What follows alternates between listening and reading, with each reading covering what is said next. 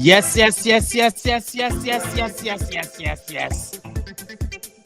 Come on, let's go.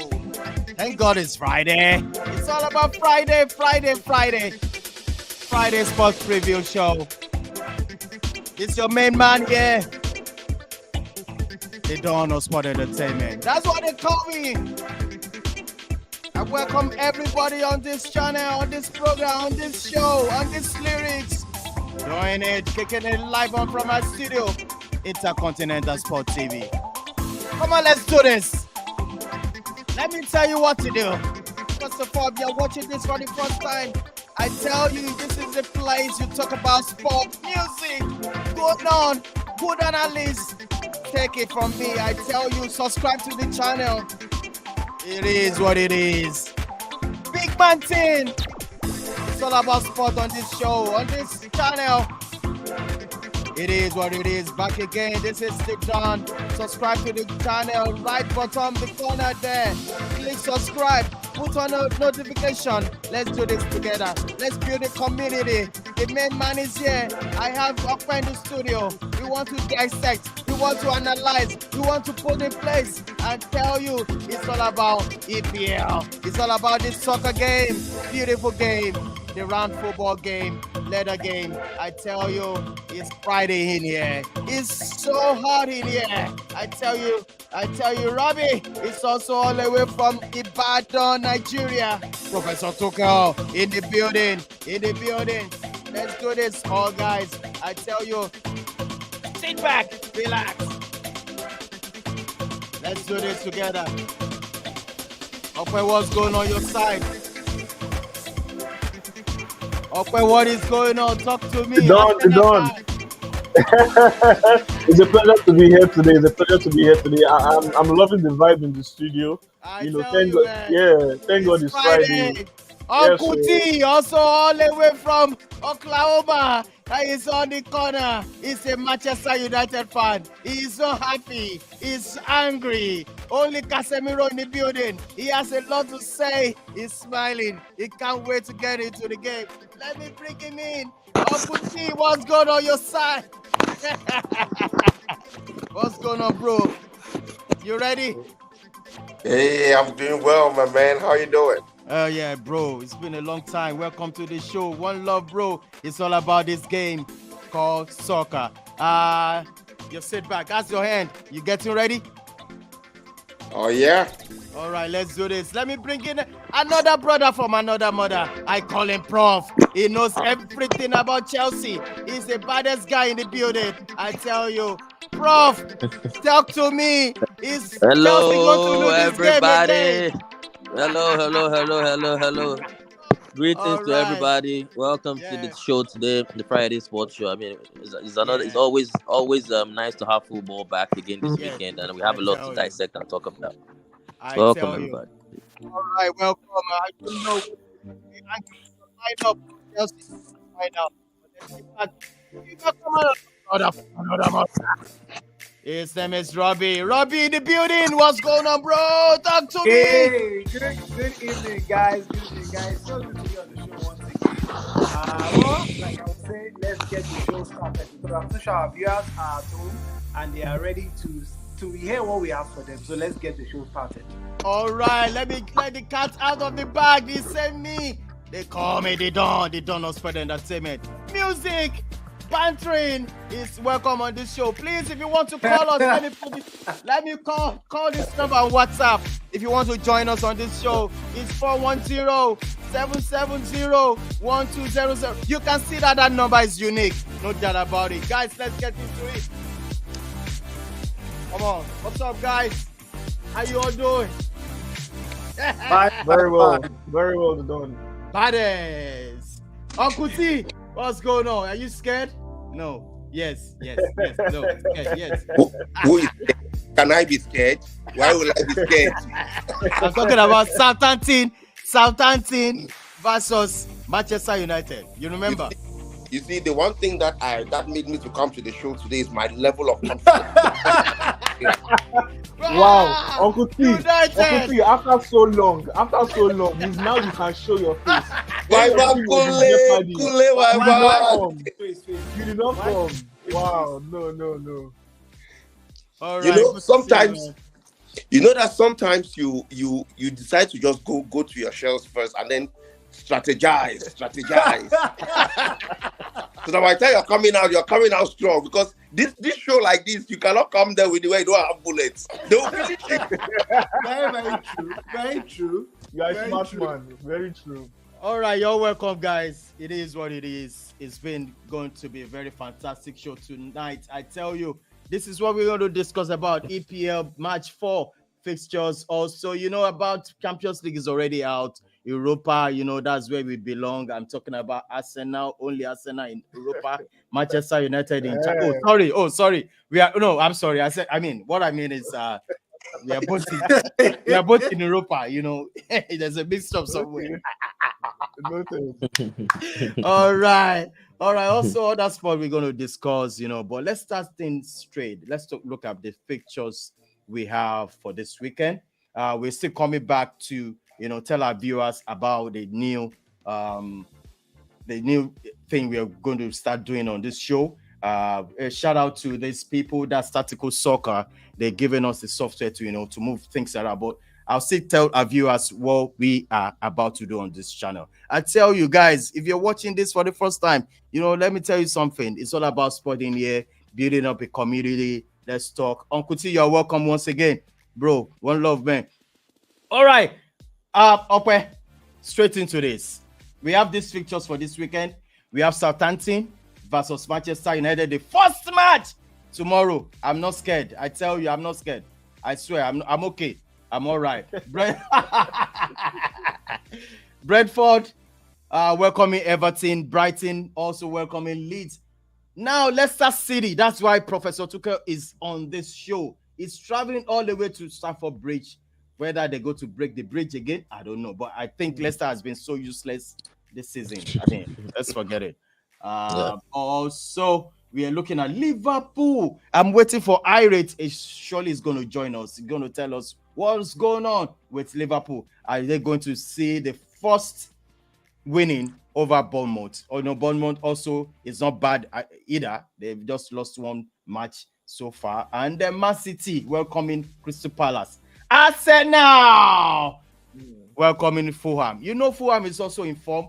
Okay, you know you can't drag this out. You can't say all the way 3 points. Yeah. Excuse me. No. I can say we're getting 3 points. So, but nevertheless, you're right. Yeah, you're right about Fulham. Fulham is not bad. Games of the season. First 3 games of the season, they've not lost any game. And then if we're taking a look at the head-to-head fixture between Arsenal and Fulham, it's kind of fair, actually. Fulham has had a couple of victories, especially when they were consistent in the league a couple of years ago. But in recent times, Arsenal has had the victory. But then this is a new era with Arsenal. When you say Arsenal, you're talking about the only team that has been consistent with victories so far this season. Thank you. Let's start again. They will win the league. Of the table. They will win the league. If you say so, from the dawn. But then Arsenal going up against Fulham, I think I'm expecting nothing less than a victory from Arsenal. They're in good form. They've got a consistent team so far. And then the last time that they probably won 3 games in a row or won 4 games in a row was taking it back to 2003-2004 season and the 2004-2005 season. So I'm talking about the season when they became invincible and the season after that. So I'm hoping for a great season and a great fixture in this, hoping for more goals from Gabriel Jesus for all the FPL lovers. And look, it's an Arsenal victory, no doubt about it. 3 points. Oh my goodness. We've started again on this show. But wait a minute. I want to make sure I drop the link. If you want to join us online, let me tell you something. You can reach us on WhatsApp. You can also make your comments if you're watching this online. But straight up, guys, I want to ask you about this. This next fixtures is all about Aston Villa. Also on Sunday, you'll be hosting West Ham, Wolves, also hosting Newcastle, Spurs. I'll be traveling all the way to Nottingham Forest. But we'll come back to this straight up. But according to what we have today, let's go straight into Champions League. Yesterday, the real draw is out for the Champions League. You can see the draw. The Group A comprises of Ajax, Liverpool, Napoli, and Rangers. Group B, Porto, Atletico, Leverkusen, Bruges. They are in Group B. Group C, Bayern, Barcelona, Inter, and how do we pronounce that? Pleasant. Victoria Pleasant. Victoria Pleasant. Oh, right. Now, I think this is the group of death for me. Or what do you think, guys? Yeah, of course. No doubt. Yes, that's it. That's the group of death. Group D is so simple for Tottenham. They could skate through, having Sporting Lisbon, Marseille, and Frankfurt. Let's look at Group E, which is Milan, Chelsea, Salzburg. Chelsea should be able to come out of this. Of course. They should stop the group out of that. Yeah, they should be able to come out from this. But there was cheating in that draw. There was cheating. There was. That's a bold claim. That's a bold claim. All right, I'm going to start with you, Okwe. From this group now, you just mentioned the team you think it should skate through into the next round. From Group A, which two teams do you think is? For me, Group A, I'm going to tip Liverpool and Napoli to get to the next round. Oh, but what about Group B? Group B, Atletico Madrid and FC Porto. FC Porto. I'm noting it down because I'm clipping this so that at the end of the first round, we'll come back and arrest you. And no worries. Yeah, all right, Ajax might have a part to play that, in that group. But it's a tricky one. I mean, they're a very good football inside. Yeah, no doubt, Ajax is a good team, but I think they've let too many good players go. And they still might let Anthony leave as well. Exactly, and Anthony might leave as well. And I was surprised that they didn't even try to get David Neres. David Neres had to leave Ukraine. Shakhtar Donetsk, and they didn't even bother. Hello, let me drop this, guys. Ajax has just rejected a 90 million euro bid for Anthony. What the heck are they looking at? What in the world do they want? Should we cut our boss and give them what in the world they want? To release that young man for us. I tell you, what is going on with that club? They just want a 90 million euro bid. How much do they want? If you think about it, it will be difficult for them to just accept right now because what is the turnover? How would they be able to sign another good player before the transfer window ends? I don't know. But there's money. And they're the Champions League. So, they cannot lose all their. They've lost a lot. They've lost Lisandro Martinez. They've lost. But they should buy. Granovich as well. Buy Ziyech. They have an opportunity right now to buy Ziyech. Ziyech is out in the market right now. Even though Chelsea has upped their bid for him and their asking price for him, but they take the money from Manchester United and buy him. He's a way cheaper option. No doubt. You guys should go for ZH now, man. Come on. I can sell ZH to United. No. We don't want ZH. We can't. We don't want to. Robbie, what are you saying? Man, you don't want ZH. Please help me explain to Nemo. Why would you say we should come for ZH? ZH is an upgrade. It's an upgrade to what you people have on that right wing. Who's there? Who's on the right wing? Actually. You guys can do with ZH. We know what we want. We know what we want. Don't tell me what we want. We go for it. All right, complete it. Group. Let's move on to Group D. Group C. Group C is going to be difficult. Yeah, big. I want to click this. First of all, Bayern is going to go through. That's the first thing. Bayern Munich is going to go through.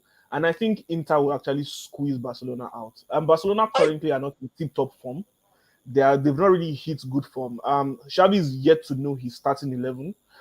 Even though Robert Lewandowski has finally scored 2 goals in La Liga, he's yet to hit the ground running for me. He was shooting blanks throughout preseason. He didn't score any preseason goal till the last game for the Jacques Campa Trophy. So Lewandowski for me is not yet in good form. So right now I will take Bayern Munich and Inter. Yeah, but don't forget, like you said, right now the season has just started, and we all know what Lewandowski does. I mean, I've seen both Inter Milan's games as well. Lukaku hasn't been, really been at it as well. I've seen him; he's still the same player that he was at Chelsea, to be honest. So, for me, I think Xavi will get that team together. They just signed Koundé. Koundé has just been registered. Sorry, so you expect Koundé to get in that team, and the backline should be strengthened. I think his midfield is pretty much straightforward. He has Kessie, Busquets, Gavi, and Pedri there.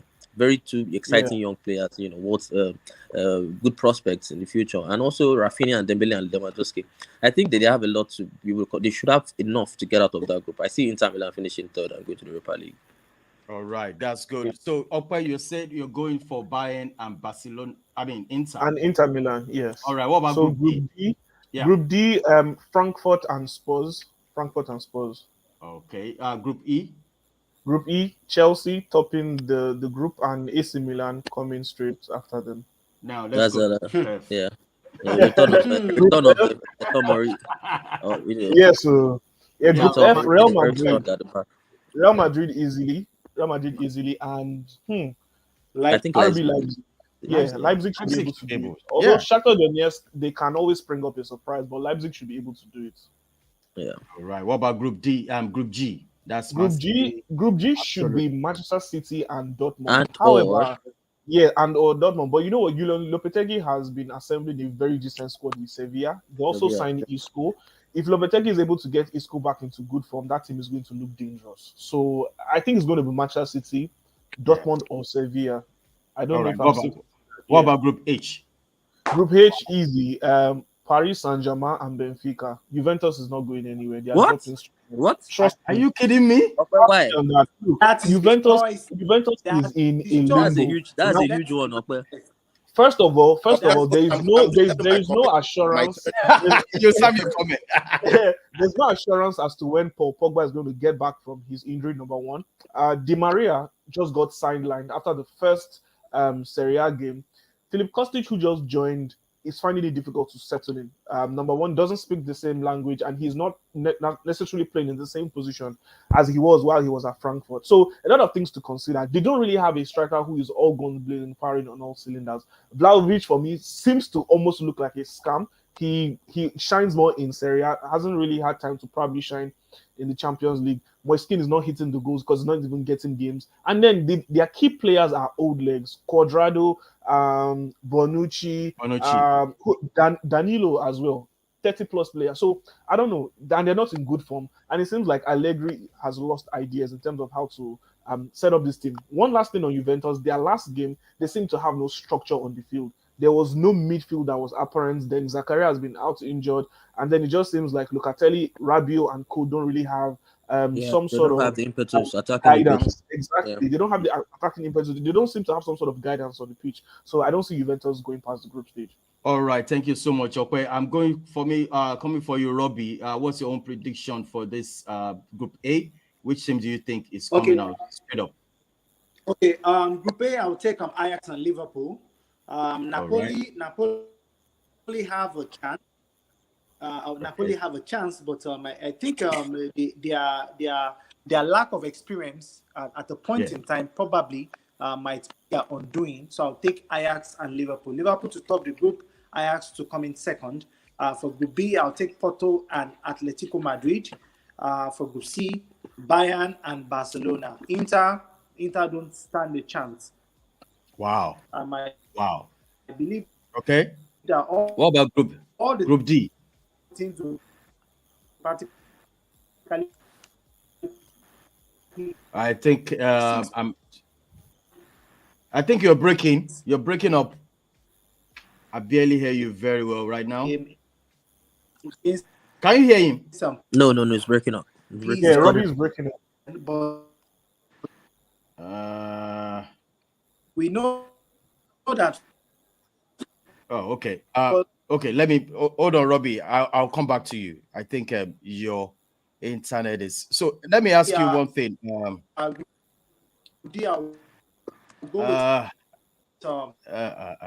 All right. To you, Professor Tuchel, what do you think? Everything Okwe said, bar the Group C, which I still feel like Barcelona will go through. I think they should have enough to edge inside. I mean, they'll be very tight, to be honest, but because Inter Milan, they have Simeone Inzaghi is a good manager, and they have depth. I mean, but for me, maybe because of the way I've seen Lukaku in Chelsea last season, I don't think he's going to do it. I don't think he has lost something. Maybe he can go ahead and prove me wrong, but it's not for me. So I feel like Lewandowski has more quality to get them through. And then also the Chelsea group. I have to speak about Chelsea. I think it's a fantastic group for them. They didn't find themselves in a group of death, so they should be able to go out of that group. Whether they'll finish first is another question, but Chelsea should get out of the group. And then the Juve one, I still feel like Max Allegri is a top manager. He will find a way to get out of the group. I think it would be a shame if he allows Benfica go ahead of him out of the group H. So every other thing is just the way Okwe said it. All right, Uncle T, what do you think from this fixtures for the Champions League? What's your prediction? Which team do you think is going to come out? I'm going to give some conditionalities on some of the teams as I make my predictions. Number one, on Group A, it will be Liverpool and Ajax if they don't let Anthony come to us, which I think they will. Otherwise, Napoli, if Ronaldo goes to Napoli, because they are trying to get Ronaldo out and swap him with Osimhen. So if Ronaldo goes to Napoli, regardless of what happens in Ajax with Anthony, Napoli might have a chance in the second place. But if not, then it will stand Liverpool and Ajax. On Group B, I will stand on Atletico and Porto. Those are the two teams for me on Group B. And on Group C, I'll go with Bayern and Barcelona. Topper said Inter, but truly, I do not see Inter challenging Barcelona. Barcelona has a solid squad this season. Absolutely. Their bench is absolutely top class as well as their first started. Like they mentioned, that Xavi does not even have his first 11, like stable first 11 yet. Why? Because of the confusion of the choice. The talents that are there. I mean, can you imagine that the young that we are all screaming and fighting for, he is in the bench for Barcelona? So tell me about it. He's a top-class player, top-class midfielder, yet he's at the bench. And so it's just to tell you that Barcelona is back in the squad and is up back there to compete for titles this season. And if we go to group... okay, let me display it. Hold on. All right. Yeah, Group D. Yeah. We're looking at Tottenham and definitely, okay, Frankfurt, if Marseille does not buy Ronaldo, because Marseille too is in the bid for Ronaldo. If Marseille gets Ronaldo after buying Bailly, they might stand a chance to compete strongly in this group. And so I may be switching between Frankfurt and Marseille for the second place. But Tottenham definitely will surely top this group. And so Group E will be Milan and Chelsea, definitely. I'm not even thinking about the others. So for Group F will be Real Madrid and... With that Group F, I'm thinking of Shakhtar Donetsk. No, I don't see them challenging anything. They're always they're always on the underdog that wants to come, and like the Frenchman would say, it's non partant the keep on le course, like an underdog who comes to show. But I don't see them this time challenging strongly in this group. I don't see them challenging in this group strongly. So I'll still stand on Real Madrid and Leipzig, and I know that Celtic is always that kind of a player. They have a strong support. They can be able to do something, but I don't see them, winning even second place in this group. Group G, I'll start with Man City and Borussia Dortmund. What about Sevilla? You don't think they can put surprises? Yes, Sevilla is good, but I think Dortmund has a better argumentative right now. They are struggling to get into the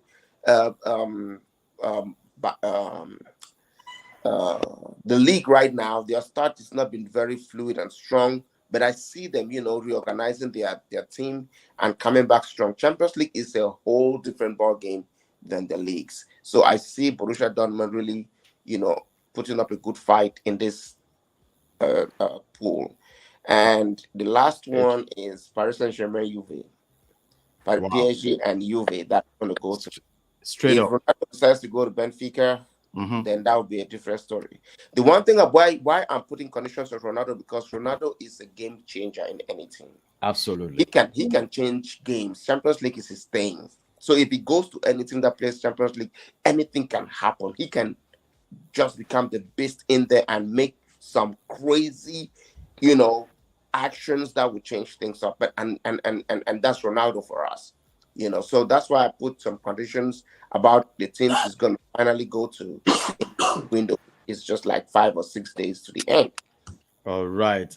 Thank you so much. Let's move straight into this award given to this great man, man player of the Benzema, winning that, and the men's coach of the year, Ancelotti. Guys, what do you think about? I'm starting with you, Ope. What do you stand? I mean, Benzema winning the men's player. Do you agree with it? I'm sure you won't disagree with it. Of course, any other person that won it, it would have been a crime, a great crime. I mean, 44 goals in all competitions. Yeah, 44 goals in 46 games, 15 assists. That's Karim Benzema's best season ever, and I'm sure this last Champions League he won has to be the one he enjoyed the most because he was the pivotal player. He was the key for them. And obviously, to Carlo Ancelotti, it's one thing for you to have a very good squad with you. It's another thing for you to know how to utilize them. If you watch those knockout games, you would see how calm under pressure Don Carlo was. The times when he always made those substitutions, the times when he always knew when to bring on Camavinga, when he knew when to bring on Rodrigo. The times even where Casemiro was not even fully fit, the way he utilized Federico Valverde, that's a top-class manager and absolutely one of the best managers in the history of world football. So big ups to them. Well deserved. Yes. Uncle T, what do you feel about this Benzema? Yeah, do you think it actually worth it? Definitely. Owing to his performance that at the last Champions League, he look at these comments. I say, if you disagree, we should give him. People wicked for this. I mean, why you guys wicked? It's not fair now. So, as I was saying, Benzema is more like wine. The older he gets, the better he becomes. I could not have imagined Benzema winning it, but you see his output. The older he's getting, I don't know if it's like experience. If you look at Benzema when he started, he has moved from several clubs, and it's only in the Real Madrid that he's putting up all these extravagance. Some people will say, and I've heard some people put the argumentation that Ronaldo was shielding him. He had a potential, but while Ronaldo was there, he could not shine out. Immediately, Ronaldo shifted and gave way. Benzema kind of sprawled out, and he is now like the light of the world, and doing all these things, scoring all the goals from every angle, and that's one thing that I always see Ronaldo doing in most of the clubs that he's in. Whenever, he wants to take the limelight, he will shine and everything. But there are other good players at the back of in those teams that when he gives way, they'll all sprout out and they'll actually perform very well. So I think Benzema deserves it in looking at his performance and his team winning as well. Professor Tuchel, do you agree with this award given to Benzema? Also, no, I agree with you. I agree with the Maguire comments. Of course not. Of course not. He said, "Why bring Maguire into the convo?" Maguire. All right, guys. Karim was fantastic. He played against Chelsea and it was just first class. He took he shredded my whole team. I could hear that voice. I can recognize your voice. So, and he just absolutely destroyed my defense, tore it apart. So, and the same thing. You remember that? I think Benzema scored in the game against Chelsea. Yeah, he scored in second leg. We're winning. Chelsea actually played very well in the game, but Benzema decided the game at the end of the day. So he totally deserved the accolades that he's getting. Obviously, he's going to go ahead and win the Ballon d'Or. And I think he's been very patient. I remember when Ronaldo was in Madrid, you had to play second fiddle to him. Everybody knew he was very good, but he had to allow Ronaldo to take the shine, take the goals. I saw Benzema making assists when he was through on goal. He was still giving Ronaldo the ball and everything. But so it's just wonderful to watch that he's getting the whole accolades that he is now, and it's well deserved. Yeah, Robbie, can you hear me right now? I think I lost Robbie for now. Let's go straight into this. There's this guy coming to Manchester United, the fantastic midfielder. He has won everything. What else? He has won everything with Madrid. Oh, sorry. Very important. Madrid has they've squeezed the juice out of him. Calm down, guys. Calm down, guys. Calm down. Let me introduce this guy. Prof. Chuka, I will not. I'll wait for the day that he will play against Chelsea. Then I'll call you if I will have this. Let me introduce this guy. This guy has coming is in Manchester United. He's going to wear jersey number 18. If you watch it very well, it's going to be 18 at the back. What else? How can I still introduce? Let me say he's a Brazilian. He's a Brazilian. His name is Carlos Enrique Casemiro. A round of applause for this guy. Fantastic signing. Great. So, Uncle T, over to signing. you. What do you think about this guy? Straight up. You see, Casemiro is the guy we've been waiting for. In fact, I did not see this transfer coming from the start. Honestly, I was so glued at De Jong coming over, and I followed it minute by minute, second by second, every move. I mean, from Fabrizio Romano, every comment about him, every update about him, I was, minute by minute following it. And he was not going. And when I looked at the first two games that we lost, I said, Jesus, why now? Why now? Why is this thing not pulling through? I was so frustrated. By the time I heard that, okay, Manchester is going for Casemiro, I'm like, this one is coming from where? Is it even possible? To be honest, I did not think the deal was going to go through. But the speed at which it took and the engagement that the entire transfer team of Man U came for it, and then having it break through, man, this is, if you look at it everywhere, people are kind of like breathing an air of fresh air into the team. That at least right now, finally, we have a world-class defensive midfielder from which we can count on.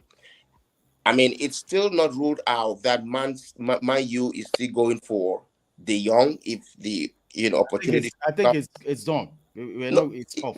It's not done yet, because up to today I was still following up the transfer updates, and Man U has not penned off yet. They have not penned down yet. They have not given up hope. They're still hoping that because Ten Hag actually put the call through to him, and so everything has not been ruled out. There's still a chance. We have a chance with him. We have a chance with Ajax, Anthony from Ajax. So we are playing on the ground game, but still, being very, very prudent on the things we can do. But I tell you, Casemiro will be that one guy. Now we can now play 4-1, 3-1, those kind of things. We can now play that, because he alone can be that defensive midfielder that will stand right there and hold that front defense line, that like one step to the defense. He can run, left, right, center on that line, him alone. That's how strong he is. And I followed this guy right from when he was in Brazil. Casemiro is a solid midfielder. When you look at the Brazilian team, and trust me, he is not young. He's in his 30s right now. And people are like, why will you put much money on that who is 30 years old? Is he not already out of, like Prof. Tucker said, that after Real Madrid has used him all out, and then now we're coming to get it. I tell you this, these Real Madrid players, I was just kidding. It's a first class. Thank you for kidding. it still has the quality. It's a serious. It's a scary signing. I know. I tell you, it's a scary signing. Accept it. It's a scary sign. Everybody was thinking, but then I see this. Casemiro, I have to drink with this. I have to drink too. I'm sorry. But what you have to drink? Manchester United, they've been starved. You guys have been starved of so much quality that this is really, really getting for so long. Honestly, sorry guys, I'm sorry. Let me read this comment about this deal. Sorry, let me read this comment from YMXI Ways. It says, with Casemiro. What is wrong with this guy? You can be sure of sixth position. That is a realistic Manchester United. It's not serious. Yes, it's not serious. Uncle T, that is a this guy's an Arsenal fan. He's an Arsenal fan. I can You see, the thing is, the problem is the Casemiro signing is a fantastic deal, no doubt about it. Okay, and I see Manchester United improving greatly. especially with the one or two signings that are coming in. But the problem is the competition up there is so tight. Because if you're asking Man United to get into the top 4, are you asking a fantastic Arsenal side that have come out all guns blazing this season, or a certain Tottenham Sports side that are currently unbeaten with Antonio Conte, to the only vulnerable person at this moment in time now, maybe it's probably Chelsea or Liverpool, and we all know that these two teams are very capable of bouncing back. So it's still a very, very tall order for Man United to get into the top 4, despite the fact that they've signed Casemiro and they might even add Anthony to it. To be honest, Prof, can you read this comment from Kunle? Can you say from there? Casemiro is without doubt a fine signing for Man United. His transfer fee or age isn't much of a big problem. United needs experience and quality at this point. I think the transfer fee is a big problem. I think Gary Neville alluded to that fact that transfer fee, we shouldn't lie, is too much. For a 30-year-old and a 5 years contract for a 30-year-old is actually ridiculous, to be honest. Because then, and this is what Man United have done over the years. Yes, we are bigging Casemiro, but he's still yet to put on the Man United shirt and get on the pitch and improve them. That's still yet to happen. And we've seen big money moves come. The Maria came with a great reputation. 57.9 million. He failed. We've seen high-profile players come into this United team and fail. So we still have to look to see if Casemiro will change that. And then that money, 5 years contract. Well, what can I say? Uncle T, somebody's commenting something to you. Question is directed to you. I wanted from Ace. Yes, I wanted to reply to him. Casemiro will not solve Man United issues. No problem. But you able to stand, to give us to solve one of the issues. I know that we have so many problems. It's not like a house. You have so many problems, but you start solving them one by one. At least in that midfield, we will not be saying that we don't have world-class players in the midfield anymore. We will not be saying that the McFred cannot, will not do it anymore. At least we'll say, if Casemiro fails to deliver, then we know that our problem is bigger than that. You guys need to go fast and pray. We'll start diagnosing where that the real problem is. Because now it was all about, McFred is not good enough. McFred in the midfield, McFred is not good enough. Now we have a world-class accepted trophy-winning, individual right there who can deliver. And we know and we trust, we have seen, he has proven in and out of Real Madrid and in the Seleção that he is a trusted world-class midfielder, especially in that position. Now, if it comes to a steep problem, then we know that there's Uncle T, how would you like the midfield to be used, with Casemiro? How would you like it to be? Thank you very much. let me show you how it will be. That's why I mentioned that it will be we can play a 4-1-3-1. You understand? We can have our 4 defensive midfielders. Him alone. That's 10 players, Uncle T. 4-1-3-1 is 10 players, right? Or 4-3-3. Maybe 4-3-3. I mean, you meant 4-2-3-1. No, we are not going to. Casemiro can play just one person. Or 4-1-4-1. Okay. Let me rephrase. If that's 10 players, let me rephrase. 10 players, let me rephrase. Will be that we'll play 4-1-3-2. 4-1-3-2. Like the way Ten Hag wants to play. He wants to play all attack, which is the Manchester United way of play. So we can play that 4-1-3-2 right there, where you find the attack, force on you while not compromising the defense as well. Because Casemiro will be that landing force where if the attackers lose it, they will fall on Casemiro. Then he will now reply. He will now relink. Now, if it goes beyond him, then it falls now back on the 4 defensive line that's still going to be waiting. So through that, we will be able to suppress anything that will be coming in. And let me tell you this: we have Casemiro right there. We have Eriksen in front, and we have on the front 3 we have Eriksen, we have Fernandes, and we can have I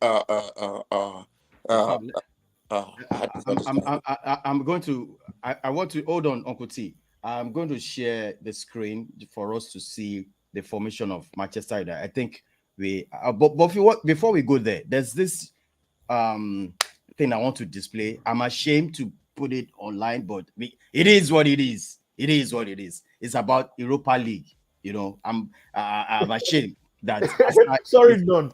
Before you go into Europa League, can I just quickly share my 2 cents on Casemiro very briefly? Okay. All right. Okay. Yes, please. and I'll start by saying this. I will say that Casemiro coming to Manchester United is a gift from Jose Mourinho. I say this because Mourinho was the one who discovered Casemiro while he was at Sao Paulo. And how did this work? This is something what Mourinho was able to achieve at Madrid is what United should have allowed him to be able to achieve while at Man United. Mourinho is someone who knows the caliber of players needed to make a team work. When Mourinho got to when he got to Real Madrid, there was an existing football director, Jorge Valdano. They could not get along. They could not agree on the type of players that they wanted to bring into Madrid. Mourinho went straight to Florentino Perez. He told him, look, 1 season gone, we didn't win anything. Mm-hmm. Give me the license to sign the players that I want. Do you know what Florentino Perez did? Immediately, he sacked Jorge Valdano and he allowed Mourinho the access to be able to use his own scouting system and bring in the players he wanted. Casemiro came in 2013-2014 season, immediately started playing with the Real Madrid Castilla. Few games to the end of the season, started bringing him into the team slowly. Mourinho left Real Madrid. Ancelotti came, right? Ancelotti did not really see a good place for him, but felt he was not ready for the first team. However, they could see that Xabi Alonso, Khedira, they were aging now, so they couldn't really be a good fit for the team. They saw ahead. So did Zidane, because Zidane was with him while playing for the Real Madrid B team. Sent him out alone 2014-2015 season to FC Porto. He was an absolute hit. Because he himself, he's a focused and driven person. If you listen to the interview with United, you know that this guy, he knows about the clubs that he's going to. He knows about Manchester United. He knew Roy Keane. He knows who Michael Carrick is. He knows who Paul Scholes is. So he knows the type of player he wants to become in the future. He went to Porto, had a fantastic season, came back after the 2014-2015 season, immediately after Xabi Alonso left, took that number 14 jersey and maintained his place in the Real Madrid squad. Look, he's a very, very good player. And he's still hungry for more. He wants to win more. I agree with Uncle T. I don't think age is a major factor. I think his desire to want to do better that's just going to be the thing for him. One last thing, he's a different breed from the usual Brazilian players. Most Brazilian players, when they hit the age of 30, there seems to be a downward decline. But we've seen with the new crop of Brazilian players, just take a look at Fernandinho, playing fantastically well. Same thing with Danilo. So I believe Casemiro. Thiago Silva too, at the age of 37. Look, Casemiro will be a good improvement to the Man United squad. However, he's not the answer to all their issues, as Ehiz has said. United need to bolster up the squad to add more quality players that can actually complement Casemiro so that they don't overwork him. That's true. That's a nice one. Let's go straight into that. Thank you, Okwe. I said I want to share something, and I'm ashamed to share it. But it is what it is. So far, Asa is also there. It makes it easy. Okay. I think I'm the odd one out in this conversation. I don't have to. I'll let people have the floor. Nice one, bro. Nice one. What's wrong with you now?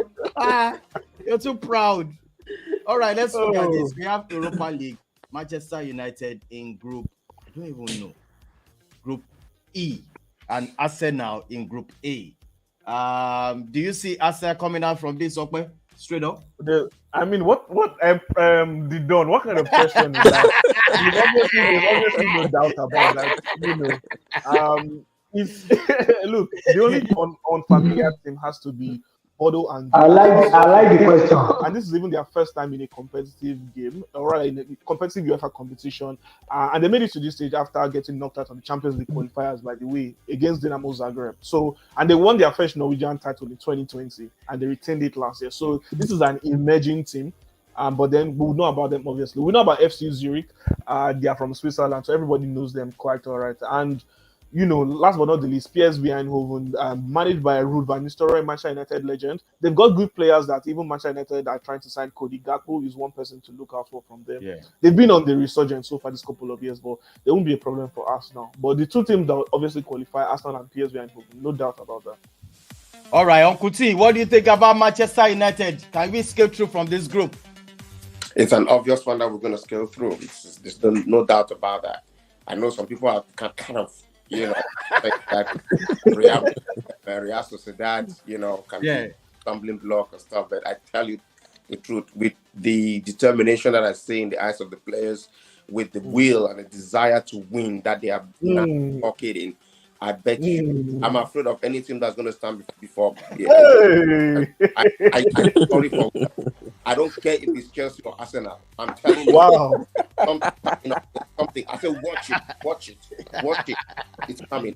And then you guys just beg your God that Ajax should refuse to sign us this weekend. Because if it does. Uncle T, look at this comment. Look at this comment from Ace. He's telling Prophet Tuchel to be careful. The teams knocked out in the first round of Champions League usually end up in the you know what is interesting about that comment? And Chelsea, the interesting part. Chance. That's a fantastic comment by Ace. The interesting part is it has happened to Chelsea, I think once or twice, and when it happened, I went on to win the Europa League. So it's not good for you guys. Should not allow me to come and meet you people in that league. I would just take it away. I will take it away from you guys. So let me let me get this rid of this comment. And Kule my man. This is what Kule said. Read what Kule said. I beg. Look at that. Okay, so is the comment? Kule, you are not serious.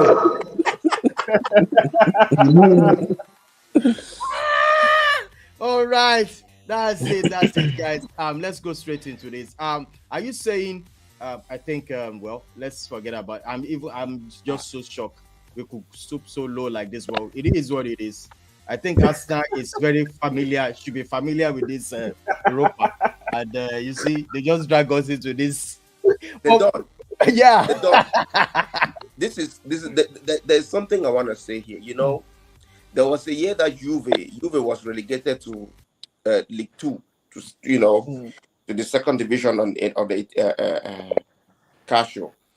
And what they did is that the very next year they topped the league and they came back up. So it's always when you're about to take a very high or long leap, you always take 2 steps behind. And you come back with hope and you leap forward.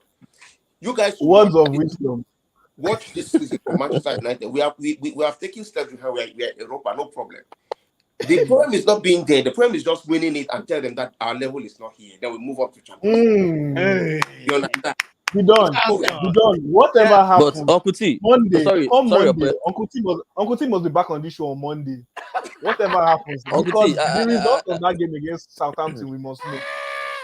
Oh my goodness. Yeah. I wanted to quickly say something. I think with the way the season is and the way these streams are strengthening, I think it's very imperative that Man United and maybe even Arsenal put much focus and much attention on the Europa League, because that's obviously another way to get into the Champions League, because you never can tell, especially Man United, because if you're willing to break into the top 4 and you can't get it through the league, Europa League is obviously another way to do it. So what's going to happen? How would the squad be used? Is Casemiro going to be playing these Europa League games? Are you going to be traveling such long miles to go and play the Europa League? Ronaldo play Europa League too. I think Ronaldo is leaving the team. I think he's leaving the club. It's gonna. Yeah. So how do you manage the squad with the Thursday, Sunday football? Sunday football can really stretch a team. So that'll be interesting to see what Ten Hag does there. No, but let me come here, Prof. Prof, you can listen.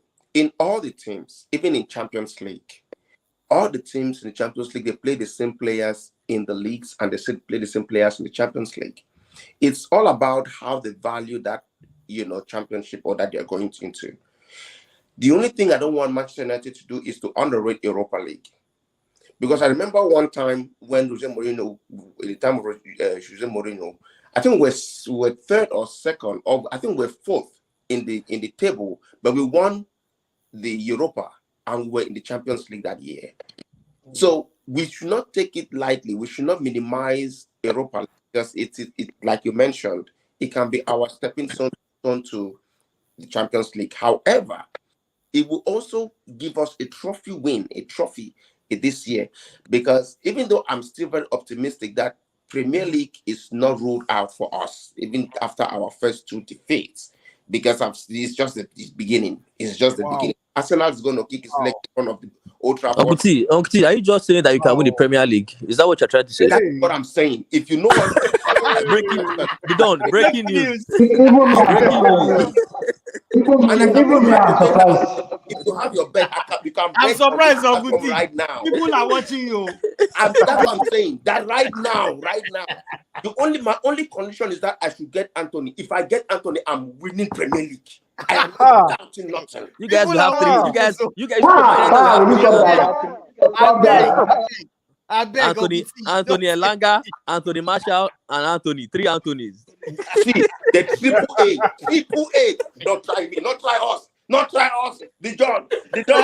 Don't tell them. What am I talking about? All right. This is getting loud.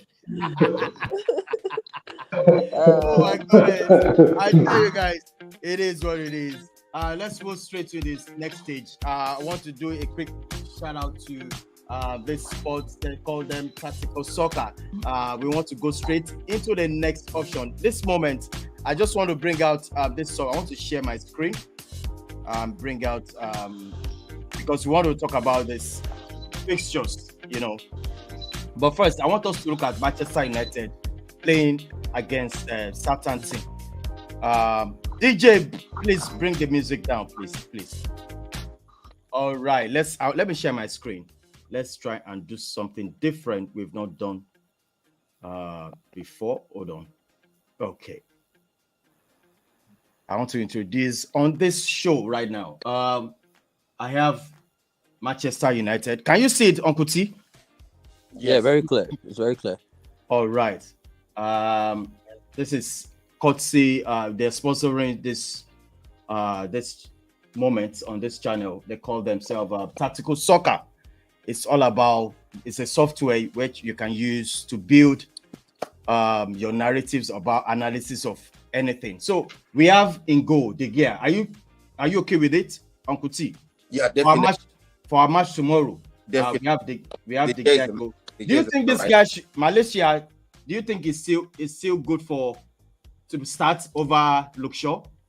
You see, I want Malaysia to be starting in those very intense games, like what we had on Monday. Yeah. But he is the guy that Luke Shaw should watch out for because he's going to bench him a lot more this season. So starting him here will just tell the opponent that, listen, we are coming.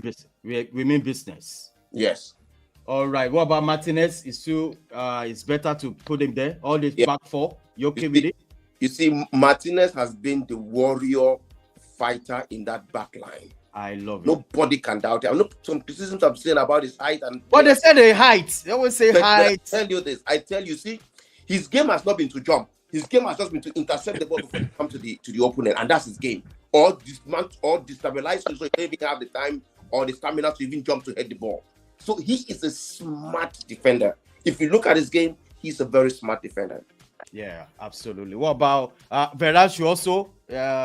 Maguire, I think there's no space for Maguire at this moment. Let Maguire rest more. I don't want to be him because he's a Manchester United player. I just say he should rest more. All right, the most important thing is the midfield. Let's look at Fred. Fred sometimes move forward. What do they call them? Those people, the player that goes back and box to box. Box to box. Yeah, box to box. Do you prefer Fred or Eriksen to be in this position, or Casemiro? Okuti, before you say anything, let me ask Okwe. Okwe is an Arsenal fan. From your own point of view, do you think this pairing is okay for you? I'm asking an Arsenal fan. I'm coming to Chelsea fan to ask the same question. What do you think about this? Is it Fred or Eriksen? Please, if you are watching this, please, you can drop your comment. What do you think about this? So first of all, as an Arsenal fan, I don't care who is on the pitch for Manchester United. When we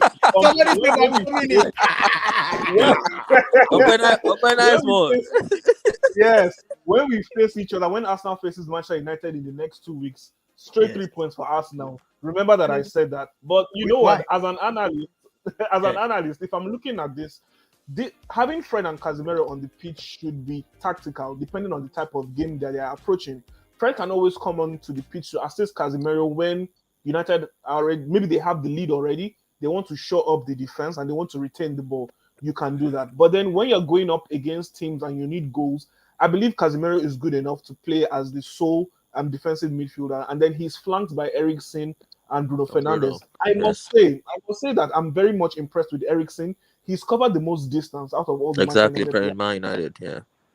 And he's played so well as a box-to-box midfielder. That's something I didn't know he had in his arsenal. I felt he was more of a forward-thinking player, more of a playmaker, and someone who can also play on the wing. So it depends. For some games, I would say Casemiro being flanked by Eriksen and Bruno Fernandes. And in some situations or during games, you can bring in Fred to stay with Casemiro. One last thing, I would know that for the Seleção, for Brazil, all the times that Casemiro and Fred have played together, they've only lost one game. So that's a good pairing. And maybe Ten Hag will utilize that. Well, for me, okay. Uncle T. Before Uncle T. My issue is with the attack. I think, look, the back four stays the same. I mean, as a manager, what you don't do is you don't change that team that beat Liverpool. The team that you set out that'll give you your first 3 points, you don't change it. So I think he starts that back four. And Casemiro still, I'm not sure if he's going to start, but if he starts, oh well and good, he's a big player, he can come into the fray. He'll be comfortable with it. It doesn't have to settle. It doesn't need time to settle, But then the issue is with Ronaldo. I'm seeing Ronaldo on the starting line, and I'm like, look, the way Ten Hag wants to play, we don't have. Is Martial not available? Martial is not what available. What about then if he's not available? Then maybe Elanga starts or something. Because I don't because to be honest, Ronaldo do not give that press. And this guy wants to press. The issue with when you play Casemiro, Eriksen, and Bruno, you need to have your forward players pressing very high and winning the ball back fast early enough. Because if they don't do that, the pressure falls on this midfield. And Eriksen can be all that he can cover distance. We didn't know that, but they are not still the best at it. So you don't by that way you don't put too much work on Casemiro's on Casemiro's legs. So you need to press high, and I don't think Ronaldo can do that. And so for that reason, maybe Ronaldo doesn't start that game, and maybe he uses Elanga on the width or something. Yeah. So, but the rest of the lineup is all right. It's fantastic. Okay. All right, Uncle T, what do you think? What do you think about this lineup? Just like was it Prof. Tuchel who said that? Who was speaking before now? Le Frenchman says, "On ne change pas l'équipe qui gagne." We don't change a winning team. Wahala everywhere. you don't change a winning team. Because it is important for Tuchel to have his first 11 to solidify it.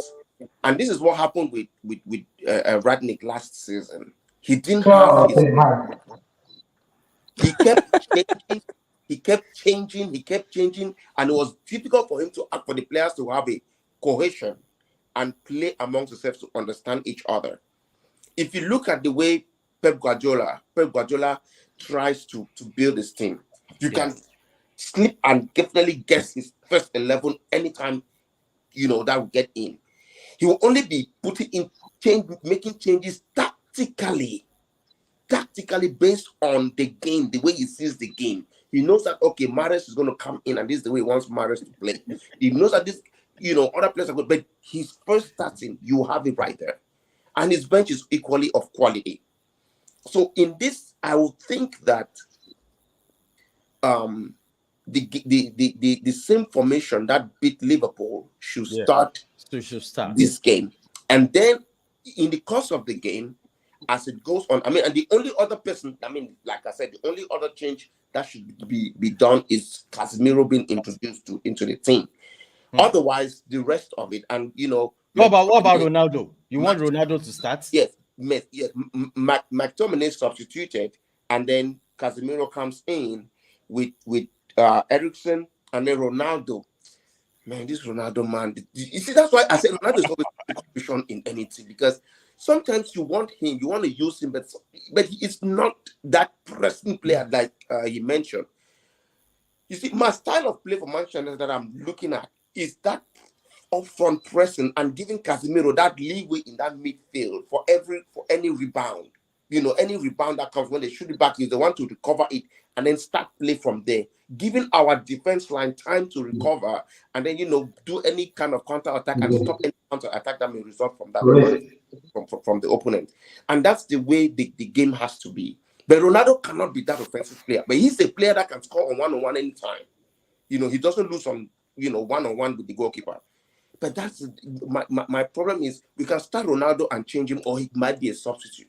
But then it's a substitute. It now causes another problem on the pressure on himself now, because he comes in as a substitute, he's already mad and he cannot produce, he cannot perform. That's one thing about Ronaldo. Every time he has come in as a substitute, he has never changed the game. He has never changed the game. He has never done anything good when he comes in as a substitute. But if he starts, he can produce, you know, that start and then, you know, at the time. So I think Ronaldo can start, but he will be substituted maybe just around second half, after the second half, you know, begins and stuff like that, so we can restructure our game. But you guys have not answered my question. My question is, do you prefer this pairing? That's Casemiro and Fred. Or which do we partner together? We've not seen. Okwe said they play very well together in Brazil. We've not seen them play together in the United States. You know. So. Oh no, I can't hear you, Robbie. I can't hear you. It's one to watch. I mean, they're both Brazilians. They might have a connection there. I think it's something they might look to, like a question maybe. But for now, Eriksen is playing very well. And like I said, what the manager doesn't do is it doesn't change the winning team, because if he does that and something happens and they lose the game or they probably lose points, the box falls back on his table. The question will be asked, you know, to him, because that is his own undoing. He would have undone the good work that he has done at Liverpool. So I think, like Conte alluded to as well, they will start with the team that he should start with the team that beats Liverpool and take it from there. You integrate people slowly. You know, there are a lot of games to play, and so Fred and Casemiro, I'm sure we'll see that pairing sometime soon. But for me, you should stick with Casemiro, Eriksen, and Bruno for now. Oh, Eriksen, you says Eriksen, Bruno, and Casemiro. Yeah, exactly in the middle of. That's okay. I want to shout out to this company once again. I think we have signed a deal with them. That's Tactical Soccer. I mean, they're a software company. If you need this kind of software, you can reach out to them. It's tacticalsoccer.com. So they're sponsoring this particular show. So we are using their software to analyze this. We'll get to know it better as time goes on. So somebody is saying that's YSM will say Eriksen, Cas, and Bruno. I think that's a great formation. That's great. You know, people ask questions if Casemiro can play with. If Eriksen and Bruno can play together, and I said they should look at the Man City side that played and won titles. It was Fernandinho, Kevin De Bruyne, and David Silva. Kevin De Bruyne and David Silva are two attacking midfielders, but Fernandinho did the job. So who says Eriksen and Bruno cannot play together with Casemiro? I see a similar thing happening there as well. So yeah. All right. They are all very experienced midfielders, so they understand, you know, positioning and how to take the ball forward.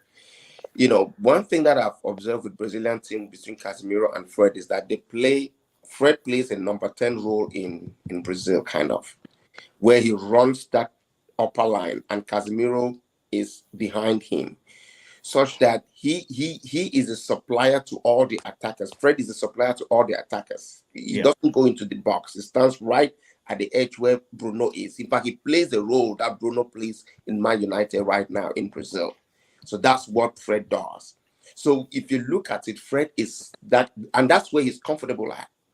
So they can pair very well if Ten Hag decides to, you know, to change the formation to that format.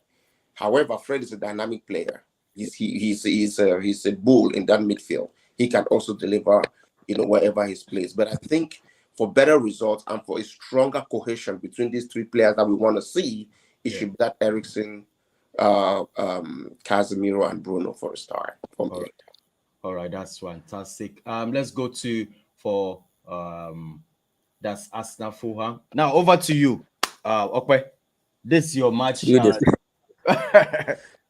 Okay. Yeah, so definitely. First of all, Arsenal. Before Okwe speaks, if Arsenal plays like this against Fulham, they are going to be beaten. Asaka is definitely playing. The space in the middle of the park is too much. You know what, Prof? The truth is that Didon has set up this team this way just to see our downfall. There's no doubt about it. You opened your midfield up. He opened Yes, the midfield up. that is what the Don wants. This is what the Don wants to see when when we face Manchester United. Oh my God. You are just spoiling it. You are just spoiling it. Honestly. But first things first, Arsenal will maintain the same starting 11. It's been very hard for the likes of Smith Rowe, Fabio Vieira, and even Tomiyasu and Tierney. It's been difficult for them to get into this team. All these players I mentioned, minus Fabio Vieira, were key players for Arsenal last season, but they've not been able to get into this current team because of the return of William Saliba, the signings of Gabriel Jesus and Zinchenko. Gabriel Martinelli hit top form towards the end of last season, after Aubameyang left. So right now, Arsenal have a very, very good team. And Ben White has been fantastic in the right back position. The right back. Wow. Ben White is a very versatile player.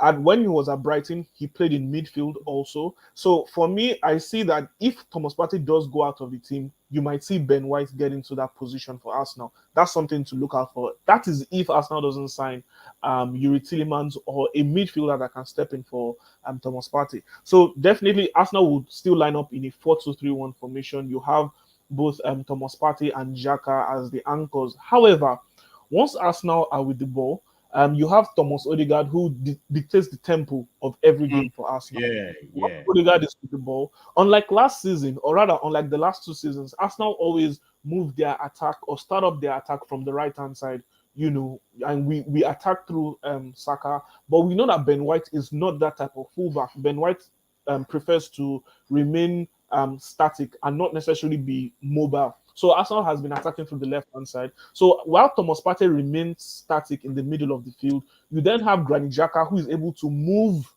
into different positions. Granit Xhaka is able to go up the field, and right now Xhaka now plays as a box-to-box midfielder for Arsenal, not a holding midfielder. So Gabriel Martinelli is out on the left-hand side. Yeah. Xhaka is moving in. You have Odegaard filling in a position not too far from Gabriel Jesus and Saka. Also, Zinchenko has been very key for us. Whenever Gabriel is on the ball, Zinchenko moves into 3 or 4 different positions. You could see Zinchenko where he is currently. You could see Zinchenko in the Xhaka position, while Xhaka is further up the pitch, and you have Martinelli pushed out wide. You have Gabriel and Saliba wide apart, and you have Ben White tucked in into the midfield, not so far from Thomas Partey, and always ready in case we lose the ball, and White is there to also help us with recovery. So that's the way Arsenal operates currently, and it's good to know that Arsenal can form a threat from either side of the field. It's not just through Bukayo Saka anymore, and I think Bukayo Saka needs a rest. Hopefully Arsenal is able to get a winger in. He's 20 years old. He has played 100 Premier League games for Arsenal. That is a lot for a 20-year-old. I believe Arteta would have learned from what happened to the likes of Dele Alli and, to be more precise, Jack Wilshere. When you play young players a lot too early in their careers, it has an effect on them in terms of injuries, in terms of form. So I believe they'll want to protect Saka and maybe not give him too many games to play. Hopefully we get in a winger and he's able to deputize for Saka. But the good thing is that Fabio Vieira, the new signing, £35 million signing from FC Porto. He has not even started. He has not started yet. He was on the bench against Bournemouth. But then again, he can come in and play in any position in midfield. He can come in for Xhaka, he can come in for Odegaard, Saka, Martinelli as well. And obviously, Emil Smith-Rowe is back as well, back in good form. The young Brazilian Marquinhos, they signed from Palmeiras. Hopefully, he's on the bench as well now that Nicolas Pepe has left. So Arsenal have good options on the bench if they want to keep players fresh. One thing I love about this season is the fact that we now have access to 5 substitutions, so managers can utilize this very well. So definitely, this is how Arsenal starts against Fulham. Any comments from you on Kuti about Arsenal or Professor Tuchel? You see, the one for me, I think Arsenal fans they've been bigging up their defense. They've been bigging up their defense, and rightly so. Saliba has been very good. But I think it's going to be a great test for him facing Alexander Mitrovic. Is a bull in front, and for me that's the first big test for me. The Arsenal's defense. I want to see how they will cope with him because he's a bull. He bullies defenders, and so that'll be an interesting dynamic to see. But every other thing is cool. Arsenal, they're looking good. The formation suits the team. Zinchenko does. I see a little bit of what Pep does in his team with what Arteta does with Zinchenko. Brings him infield, takes him out. Gabriel holds it with White stays and forms like a back three. He plays like the Kyle Walker role. he sits a little bit deeper, doesn't overlap, and Zinchenko does the same, and so it's a very good dynamic in the team, and they're looking good. All right, Uncle T. Yeah, if you remember last year when we were talking about this, I was saying that we should watch out for Arsenal. I say yes, watch out for Arsenal. I see Arsenal, coming this winning season the league. super strong. Winning the league, or what do you want to say? No, I only said. Oh, okay, better. All right, that's good. That's all right. Winning league, I beg you. No hard feelings, so it's just the truth. Sorry, but no problem. I said it that I see them coming up very strong because it was a building, and I saw Arteta walking down the strategies. He was building his team, and he knew exactly what he wanted. And some people were like, "No, Arsenal." I said it, and all the forums in which I've ever commented about Arsenal saying that Arsenal this next season is going to be the force to reckon with, because they are going to come back strong. Because one thing that Arteta did was to buy some young players that are super talented, whom he can groom into becoming superstars. And that is what he was doing over the years since he took the helms of as a manager of Arsenal. And we are beginning to see the results. It's true that this year some signings have actually propelled that and actually given that edge, like Jesus and Zinchenko, and even Saliba. Those are signings that have really given Arsenal a super big edge. And nobody saw Jesus having this great influence. He was not performing that way at Man City, but in Arsenal they've given him kind of like a leeway to play his game, and he is actually delivering, which makes Arsenal a strong side to reckon with. I mean, you can see it from their results. They've won their 3 straight games up, and they're standing, top of the they're standing top of the table. Which say it, Uncle T, you can say that again. You can say that. I kind of, in fact, I could not say it, but I just had to say it. I had to breathe in first before saying, because as the Don will say, it is what it is. It is what it is. All right, guys, let's move on to the last one. Chelsea, last week they were beaten 3-0. But this weekend, I hope they're going to do something. I don't know. Now, why am I a red icon anyway? So, it is one of those. Look. It's one of. I think. Yeah. Are you sure Chinwe is going to play? Yeah, but that's not where we play. I think Chilwell will not play. To be honest, I don't think he will play. I think Koulibaly is out. Koulibaly is. I'm looking for the player. I think is going to. No. It's a 3-4-3 formation. I think Kovacic will not start the game because Somosukel said yesterday in his press conference that it's going to give him 20 minutes. So I still think Jorginho and Gallagher will start. Yeah. So. Okay. Jorginho Gallagher will start in the middle of the park, and then on the left side, I think Aspilicueta will come in on the left side, and Cucurella will still start at left wing back. What about Cucurella will go to the left wing back. Cucurella goes to the left wing back. Exactly. Then Aspilicueta goes. James still stays there because every time we play a pacey team, Reece James plays as the third centre back. So Aspilicueta. No, Thiago Silva stays in the middle. It's a back 3. Oh, sorry. Are you saying what about Aspilicueta? He goes to the left centre the left back. of Thiago Silva. Yes, exactly. There, right there. Thiago is in the middle. Reece James is in the third position. Oh, okay. And then I think Ruben Loftus-Cheek will still start on the right wing back because to be honest, Chelsea they are in very very critical position right now because we've still not signed Wesley Fofana. We've not gotten that deal over the line yet, and we still don't have a striker. So it's really perilous time for us. I don't think we're not looking good at the moment at all. So who is going to represent this coverage?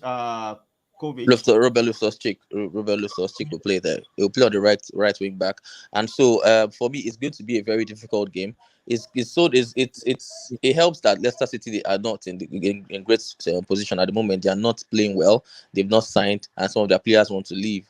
Telemans and Fofana want to leave, so it's not making the team. Their team looks strong at the moment, but yet we can't underrate the team, and with the pace of Vardy and the likes of Patson Daka and Barnes and Barnes and Abby Barnes, that's going to be very key as well. So that's why Rich James is going to still be at third centre back, because you look at Thiago and Aspilicueta, they lack legs, they can't run, and Koulibaly is out as well. So I think it's going to be a difficult game for Chelsea. I think they will struggle to get a win. Raheem Sterling hasn't found the net yet. Kai Havertz is still not scoring. Mount, the same thing. The attack is looking very. It's not looking sharp, looking too bronze. So it's and also be scared of Maddison. Yeah, exactly. Madison can pop up in different positions and create something out for Leicester City. It's going to be a difficult game. I don't think Chelsea might win. I think it might be a draw, or maybe they might sneak out a win from it. But it's going to be difficult. And I think this week is very, very key in the way Chelsea's Chelsea season ends. This is a very big week. It's the last week of the transfer window, and they have to get at least 3 players over the line. They have to get 3 players over the line if they want to stand the chance of going further in both competitions. All right, thank you so much. Before we come to the end of this show, I want to ask every one of us, do you think the scoreline prediction at this moment? Southampton, Manchester United. Okay, who comes out of? What's the scoreline? A shock win for Southampton. Who is that? 3-2. 3-2. Southampton 3, Manchester United 2. 3-2. Yes. All right, Professor Tuke, what's your own? Look, Ralph Hasenhuttl has this style of play. It's going to press Man U very high. You guys should not expect Liverpool approach. I think they will come with so much energy to Man United. I think I see a draw. Let me just sit on the fence on that one. I see a draw in that game. All right. Uncle T, I trust you. 3-0. 3-0. 3-0. Take my word for it. 3-0. Please, if you are watching this, drop your comment. What's your score prediction? Let's go for whatever happens, I want Uncle T back on the Monday preview show. I want Uncle T on the Monday preview show. I'll be here. Fantastic. Yes, All right, next one. Let's go to Brentford Everton. What's your scoreline prediction on that, Okwe? Brentford Everton. Wow. I think Everton should be able to nick a victory. It will be difficult because Brentford is in good form this season. Yeah, Ivan Toney is scoring goals. Josh Da Silva, same thing with Ubuemo, Wisa, and they've got a new signing in Aaron Hickey from Bologna. Look, they've got good players in over the line. Damsgaard just joined recently as well. You know what? I'm giving the win to Brentford. Brentford 2, Everton 1. What about you, Prof? Everton they don't get anything from that game. They look very, very shallow in attack. There's nothing going for them. I don't know. Calvert-Lewin is out. Rondon is 58 years old, or how old he is. He doesn't play. He can't score a goal. So I think Brentford, they are doing very well. They're very sharp in attack. Brentford is an easy win for me, for Brentford. Easy win for Brentford. What about you? Uncle T? Yeah, it's gonna be. I'll go with the prediction that Kunle just put out here. It's gonna be 3-1 for Brentford. All right, let's move on to Brighton Leeds. Okwe, what do you think the scoreline is gonna be? 2-2. 2-2. 2-2. Gonna be a top game. Yeah, 2-2. 2-2 scoreline. All right, what about you, Prof? Yeah. I think that it's going to be a tight game, but I think Brighton will nick that one for both because of home advantage. I see Brighton a 2-1 win to Brighton. 2-1 win to Brighton. What about you, Uncle T? Brighton Leeds? I see Brighton bowing to Leeds. If Leeds can beat Chelsea, then they surely have something they are doing that is working. So it will be a 2-1 for Leeds. 2-1 for Leeds. Let's go to the next one. Chelsea. I'm scared, kind of. I'm scared. What do you think? Let's go for it. What do you think, Okwe? Chelsea, Leicester, both teams need a victory desperately, but I don't think Leicester has enough in the tank to actually get a win over Chelsea at Stamford Bridge. It will be difficult. I think it's going to be a good win for Chelsea. 3-1. 3-1 to Chelsea. You mean Chelsea's going to win? Is that what you're saying? All right. What about you, Prof? Yeah, I think Leicester City they're going to match Chelsea with a back five, and probably a back. It may be a 5-3-2 formation with just be Hall and Didier and Tielemans in the midfield. So it's going to be a tight. They will go. I think they will come and pack the bus, and so maybe Chelsea might get a narrow win. I see maybe a 2-1 or 1-0 victory. What about you, Uncle T? What's your score prediction over Chelsea, Leicester City? Go for it, bro. It's gonna be a draw, 2-2. 2-2. Now moving to Liverpool and Bournemouth. You know, Liverpool has not have 3 points so far in this season. What's your score prediction, Okwe? Liverpool, Bournemouth. Let me start with Bournemouth. Aside the game against Arsenal, the truth is that Bournemouth started the season in a good way, giving a shock defeat to Aston Villa. Scott Parker knows the way he wants his team to play. He knows they have an identity. There's a reason why they were in second place in the championship. They didn't come into the playoffs. So the team has an identity and they have a way they want to play. This Liverpool team is hurting. They've got key unavailable players. First of all, Diogo Jota. They are very thin in the midfield. Watching the game against United, I feel they need to revamp their midfield. With Thiago out and Fabinho not in good form, they have issues. They need to bring in good midfielders. Yeah. Naby Keita is out injured. Oxlade-Chamberlain out injured as well. Man, I don't. Well, you would on paper you would say Liverpool should win this game easily, but I think Bournemouth might spring up a surprise. I see 2-2. 2-2. Over to you, Prof. What do you think the scoreline is going to be? Liverpool, Bournemouth. Somebody for saying, me, I think saying 1-1. For me, I think Bournemouth. I think Bournemouth. To be very honest with you, I am objective. I'm going early that Bournemouth to be the first team to be relegated in the Premier League. With what I saw them play against Arsenal, they were toothless from first minute to last minute against Arsenal. Liverpool are going to beat them 3-0, and they will be the first team to relegate Bournemouth. All right, Uncle T, do you agree with that? Liverpool is coming out of this match with 3 points? Yes, I agree with that. It's going to be a chance for Liverpool to actually record their first win. But it's probably going to be about 3-0. And I agree with that because they want to take revenge. All right. Let's move to another match. The last match of Saturday, Arsenal versus Fulham. My score prediction first. Arsenal is going to lose that game 1-0. 1-0. That's my score prediction. I don't care. Okay, I don't care. Don't worry. You're just joking. Don't worry. You're just joking. But before the Arsenal game, Manchester City will be facing Crystal Palace. That's one of the. Sorry, viewers. I'm so sorry about that. I'm supposed to say about Man City, Crystal Palace. It's just that Arsenal is just on my nerves. I don't know the reason why they are sitting on. You love Arsenal. That's why. You're so excited. I know. Yeah, he's trying to take the 5th spot. I want to take the 5th spot from them. It's fine. It's all exactly. It's all well and good. All right, what do you think Man City will come out of? Man City is going to be a tough game. Crystal Palace are going to try and win the game. You know, Patrick Vieira has set up his side very, very well. And it seems like his strikers have opened their tally for the season, talking about Mateta and Odsonne Edouard.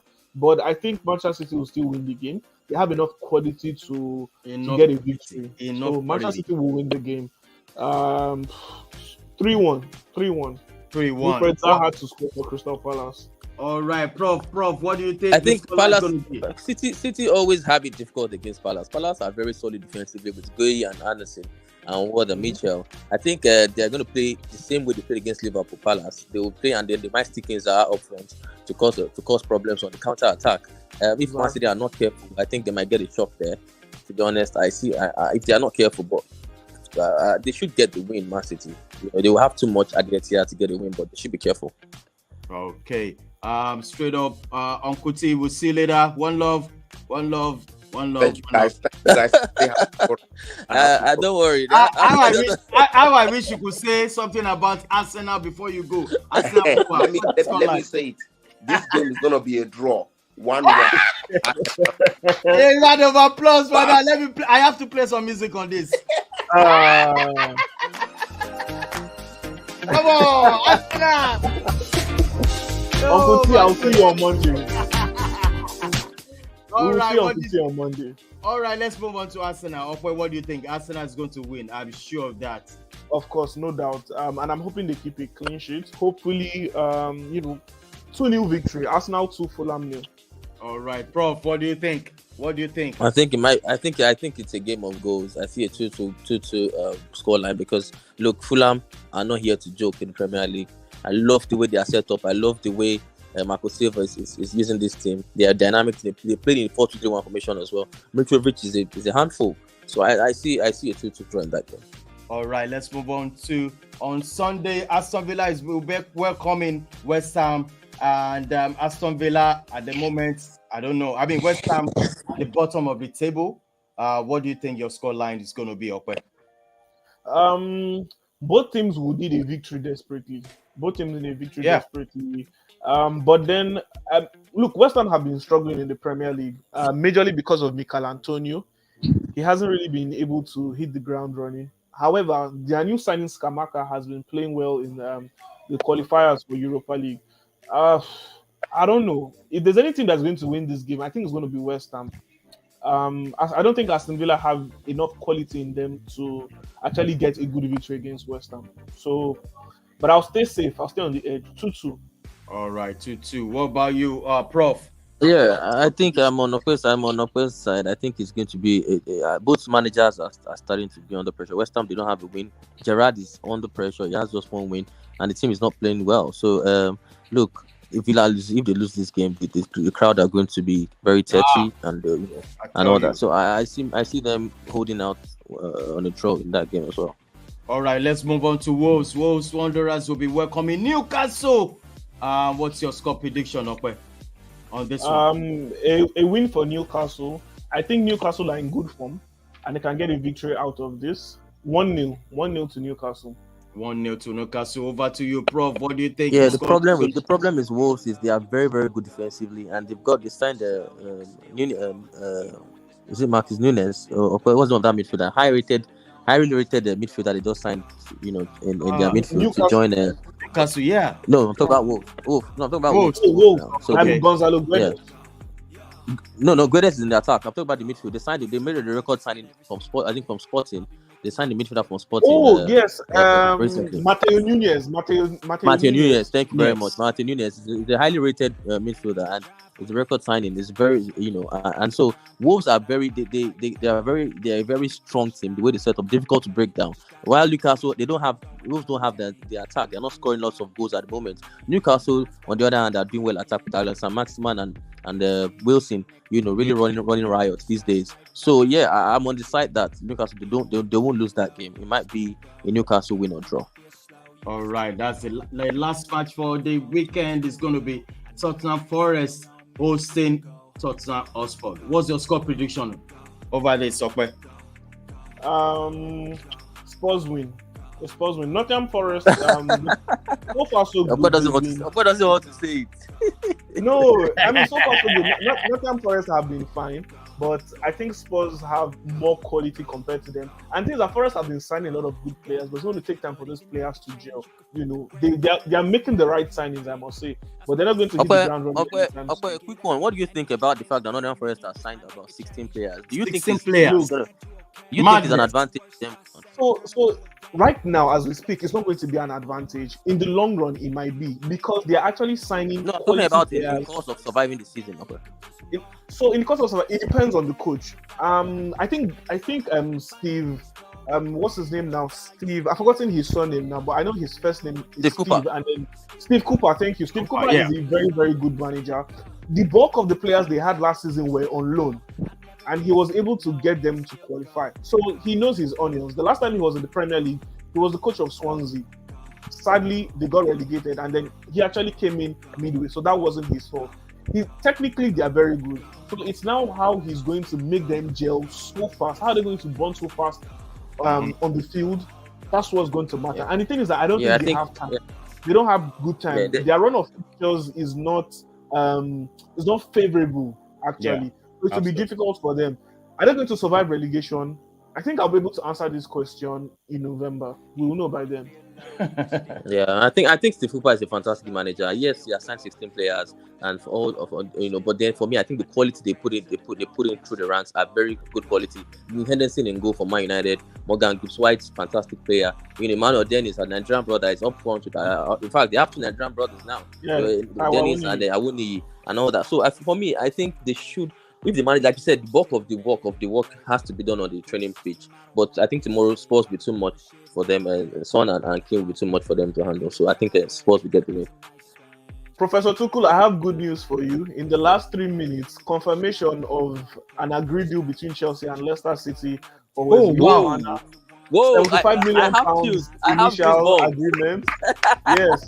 I have football initial agreement. So it's only Man U now. Am I right? Yeah. Only Man U signing Anthony. No, don't let Okwe break this news well for me now. Let him break his finish. Okwe break the news finish. 75 million pounds agreed deal with Chelsea and Leicester City, right? I knew we'll not leave there'll be other add-ons. The add-ons will be based on certain clauses in terms of the number of games he plays for them, Chelsea winning the league, Chelsea playing Champions League football next season. Medical coming very soon. And look, before the end of the transfer window, Wesley Fofana will be a Chelsea player. Fantastic. Anthony, get out! I don't know why Ajax are behaving like this. Well, anyway, guys, it is what it is. Friday. We're going out, chilling the bar. Today's Friday. Good weather outside there, chilling everywhere. All right, guys. Thank you so much. It's going to be massive on Monday. I promise you, Uncle T will be here. God's willing. Please, make sure he's here. I'll be here for the aftermath of Southampton versus United. All right, guys. Thank you so much. It comes to the end of the show. Professor Tuchel, one love. Thank you so much. Thank you so much, Okwe. My pleasure. Thank you, Didon. Yeah. All right, Okwe. Thank you so much for coming, man. I appreciate one love, bro. Always a pleasure to be on the show. I had a good time. Have a fantastic weekend, guys. Stay safe. Tell you. All right. Thank you, guys. I love this game, man. It is what it is, everybody. We've come to the end of the show. Fantastic evening. Fantastic moment. Please smash the like on the video. Please help us share this video everywhere. And also, we're trying to build up a community on this channel. It's called Intercontinental Sport TV. You can also check us out on our website. So many content there as well. It is what it is. Please smash the like on the video. You can also follow us on our Facebook page, Twitter, Instagram, also Twitch. If we are up there, please smash the likes. Let's build a community. Don't forget to also add yourself on our WhatsApp group. And that is what it's doing. That's what we do in this show. I remain your host. They call me the Don of Sport Entertainment. No mess around. It's Friday, people. It's Friday. Let's go all out and enjoy ourselves. Please stay safe. Don't drink where you're driving. Don't drive where you're drinking. I tell you guys, God's willing, we'll be here on Monday for Monday Sports Preview Show. It is what it is. Thank you so much once again. I gotta go. One love, people.